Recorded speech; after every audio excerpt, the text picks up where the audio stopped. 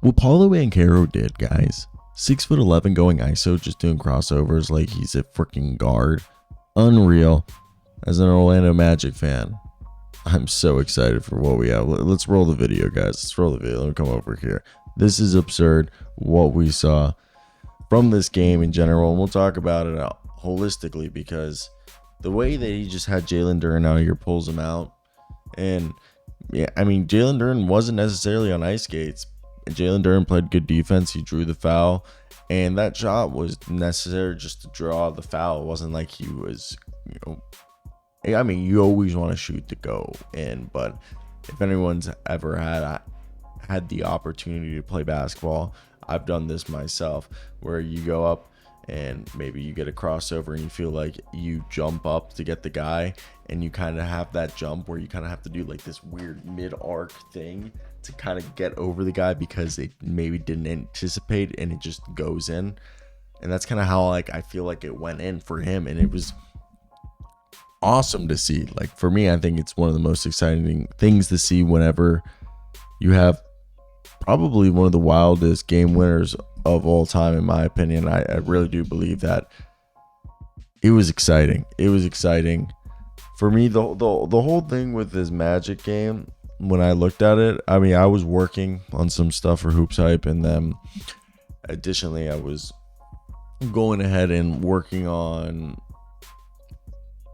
like some scouting reports, because I'm doing a draft guide and I'm always doing my NBA stuff, and I'm like looking at the game. I have it on with sound in the background, and I'm watching, and I can't believe that, Detroit just basically loses the game, or like had a chance to win it. Cade Cunningham has that layup. I'm like, oh crap. And Fontecchio's killing it. And then first I'll shout out Mo Wagner, Jonathan Isaac, and Cole Anthony off the bench, and the starting lineup with Wendell Carter, Gary Harris, Jalen Suggs, and Paolo Banchero and Franz Wagner just doing what they need to do. I love how people were thinking that Goga Bitz today was going to take Wendell Carter Jr.'s job, but Wendell Carter Jr.'s came back with vengeance. It's just been really efficient in the sense that like he's shooting 55% from the field. Over the last couple games, he's almost at 60. But yeah, Paulo, 15 points, 5 rebounds, and he was kind of cold. It wasn't like he was having a great game. Okay, if you watch this game, you knew that Paulo didn't necessarily have like the most perfect game. All right, if you were watching this, you were thinking, all right, the rest of the team was doing the work, and Paulo just, he had his moments, but at the end of the game, he missed the free throws. All right, this game could have been iced, and he let the Pistons almost win it, and obviously the Pistons messed that up, and Paulo got the ISO situation and won the game. And that's what you want from a guy who was the number one pick.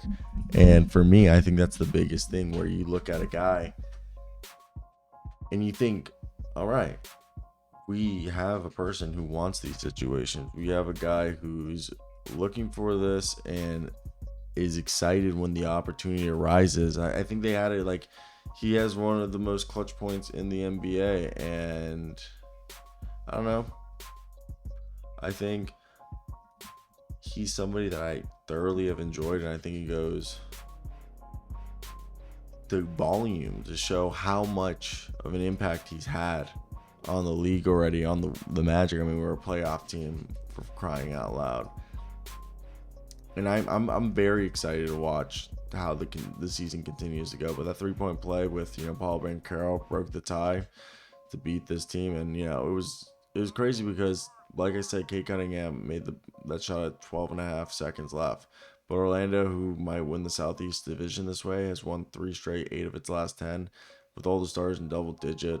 Jalen Suggs and Franz Wagner both scoring 14 apiece. I just think this was a game that the Pistons lost to Orlando, and it's just a game that I guess the Pistons, you could say, should have won. But I think the cool thing was that Cade, in the third quarter, they were up by like 74-72, and then the Magic came back in the fourth and started to take the lead, and it started to go back. But I enjoyed the game thoroughly, and that's where I want to hear your guys' thoughts, what you guys think, if you guys are on the same page with me or not. But Yeah, that's really it. I don't know where we're gonna go with this.